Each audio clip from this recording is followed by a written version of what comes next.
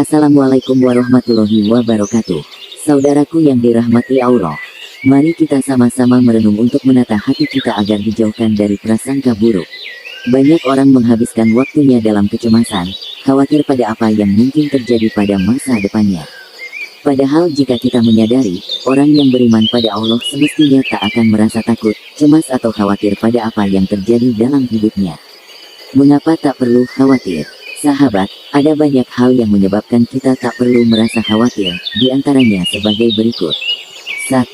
Allah tak pernah membebani manusia di luar kesanggupannya. Allah tidak membebani seseorang di luar kemampuannya. Al-Baqarah 286. Allah mengetahui takaran masing-masing diri kita, ibarat anak SD takkan mungkin diberi soal ujian milik anak SMA. Demikian juga Allah tak akan memberi persoalan di luar kemampuan kita untuk mengatasinya. Jadi kenapa harus takut? Hanya orang tak beriman yang akan merasa takut pada masa depan, karena mereka tak meyakini Allah akan membantunya. 2.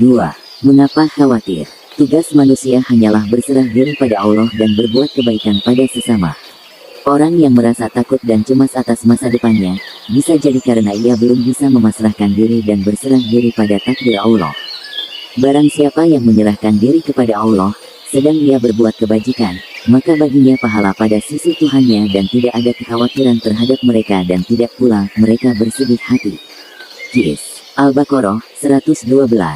Cobalah pasrahkan hati dan biarkan Allah yang menuntun hidup kita. Iringi dengan melakukan banyak kebaikan pada sesama, misalnya bersedekah, melunasi utang orang lain, dan lainnya. Rasakan perlahan-lahan kecemasan hilang dari dalam hati, dan ketenangan datang mengisi. 3. Sadari bahwa kekhawatiran hanya merusak kesehatan. Rasa khawatir atau kecemasan yang berlebihan bisa memicu gangguan kesehatan karena terganggunya sistem kekebalan tubuh, seperti gangguan pencernaan, ketegangan otot, kehilangan memori jangka pendek, bahkan serangan jantung. Betapa banyak orang yang sebenarnya sehat namun menjadi sakit karena pikiran cemas yang ia buat sendiri. Bagaimana kalau rumah tanggaku hancur, pekerjaanku hilang, anak-anakku sakit, tempat tinggalku kebanjiran, dan pikiran lainnya tentang masa depan yang belum pasti? Mengapa harus membebani diri sendiri dengan kecemasan yang hanya merusak tubuh? Berhentilah merasa khawatir agar kesehatan terjaga. 4. Setiap urusan orang mukmin bernilai kebaikan. Mengapa harus khawatir? Jika kita beriman, segala yang menimpa kita akan selalu bernilai kebaikan. Jika diberi kesenangan kita bersyukur, sedangkan ketika diberi ujian kita bersabar. Cukup memilih dua sikap ini saja, lalu apa yang perlu dikhawatirkan?